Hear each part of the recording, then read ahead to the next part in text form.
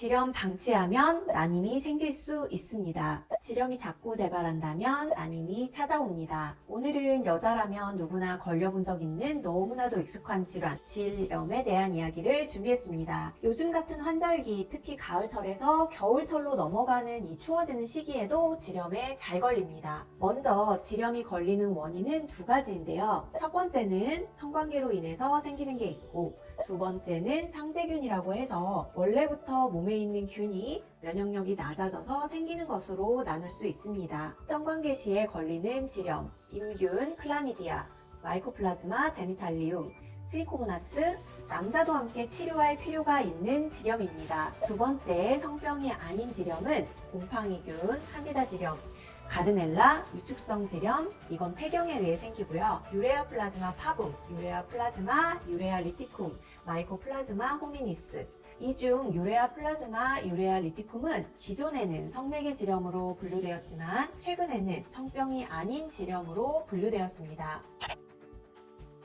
분비물 형태만 보고 어떤 질염인지 알 수 있을까요? 꾸덕꾸덕한 흰색 액체라고 해서 무조건 칸디다 질염이다 라고 생각하는 경우가 많죠. 그렇지만 그렇지 않은 경우들도 많습니다. 내 몸에 어떤 균이 있는지 확실하게 알려면 검사를 해야 하겠죠. 병원 가기 귀찮다고 흰색 분비물만 보고 인터넷에 칸디다 질염, 약국 이런 식으로 검색하는 분들 꼭 주의하세요. 그렇게 찾아서 먹는 약은 만성질염으로 고생할 수 있습니다. 만성질염은 단순질염이 반복되는 것에서 그치는 게 아닙니다.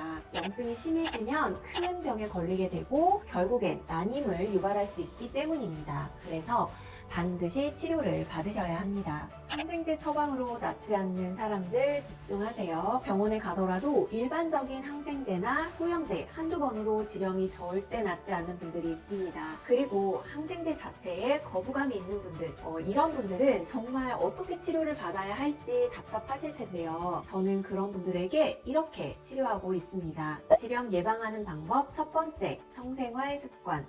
난 대체 왜 이렇게 질염에 자주 걸리는 걸까 싶은 분들, 타고나길 질염에 잘 걸리는 사람이 있는 것은 아닙니다. 성관계로 옮겨진 질염이라면 질염을 유발하는 성생활 습관이나 식습관, 일상생활 습관이 반드시 있을 텐데요. 간단 명료하게 질염을 예방하는 방법 앞으로 3가지 파트로 나눠서 알려드리겠습니다. 질염에 자주 걸리시는 분들 특징이 이런 말씀을 많이 하십니다. 피곤해서 걸린 것 같아요. 꼭 피곤할 때 질염에 걸리더라고요. 피곤해서 면역력이 떨어져서 질염에 걸릴 수 있지만 피곤한 상태에서 성관계를 하면 질염이 더 쉽게 생길 수 있습니다. 성관계 시 예방을 위해서는 유의하셔야 합니다. 첫 번째, 콘돔 사용. 성병이 있는 남자라도 콘돔을 사용하면 남성으로부터 감염되는 걸 최대한 예방할 수 있습니다. 두 번째, 질내 사정하지 않기. 질내 사정을 하면 안 되는 이유는 여성 질내 환경은 약산성인데 남성의 정액은 알칼리성이기 때문이죠.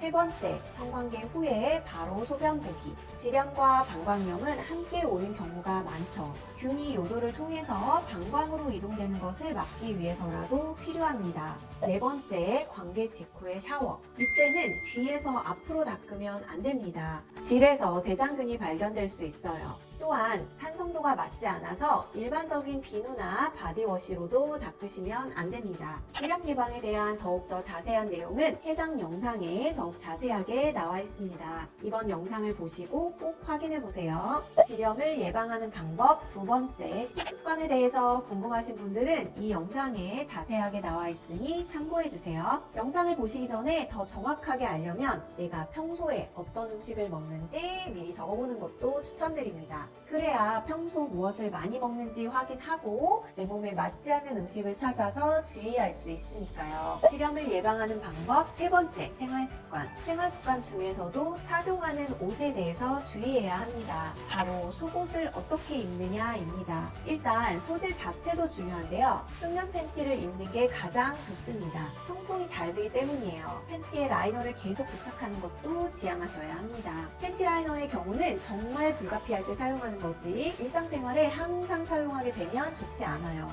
저는 속옷은 항상 순면으로 입는데 왜 지렴에 걸리는 걸까요? 이런 분들도 있죠. 이런 분들은 소재는 순면을 입더라도 팬티 사이즈를 좀 작게 꽉 끼게 입는 경우입니다. 혹은 꽉 끼는 청바지, 레깅스를 생활하는 분들이 해당됩니다. 같은 청바지라고 해도 미뒤 길이가 내 몸 대비 짧거나 엉덩이 사이즈가 안 맞는 경우들이 있어요. 그러면 의자에 앉았을 때 외음부가 꽉 조여지는 형태가 됩니다. 그래서 운동 강사님들이 의외로 지렴에 취약합니다. 반면에 운동을 하지 않는데도 집에서 레깅스를 입는 분들도 꽤 많은데요. 레깅스를 아무리 편하게 만들었어도 꽉 끼는 팬티 입는 거랑 똑같다는 거 기억하세요. 다음은 스타킹입니다. 스타킹 중에서 다리를 반으로 만들어주는 스타킹 뭔지 아시죠? 이것도 안 입는 게 좋습니다. 종아리와 허벅지만 조이는 게 아니라 외음부까지 꽉 껴서 장시간 입으면 불편감을 느끼게 해요. 게다가 소화불량까지 일으킬 수 있습니다.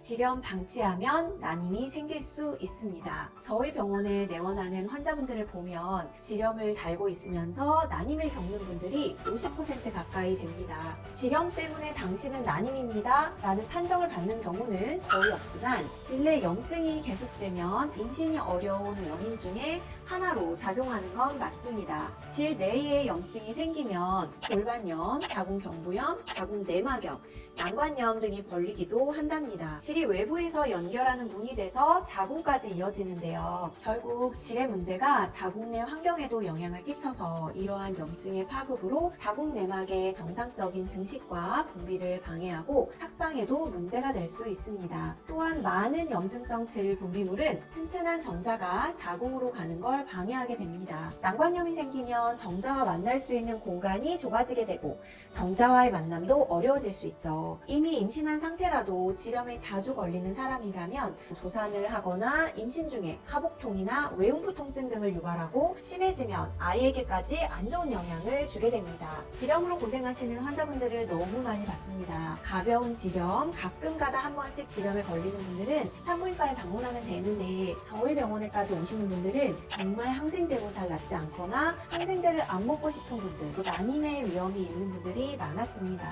만성적으로 지렴에 걸리는 분들은 반드시 한의학적 치료가 필요합니다. 하지만 무작정 한의원 가면 낫나 보다 할 게 아니라 제가 앞서 이야기 드린 부분들 총 3가지 부분 기억하시죠? 이 부분에 해당되는 부분은 없는지 꼭 확인해 보시고 건강한 하루하루를 만들어 가시길 바랍니다. 감사합니다.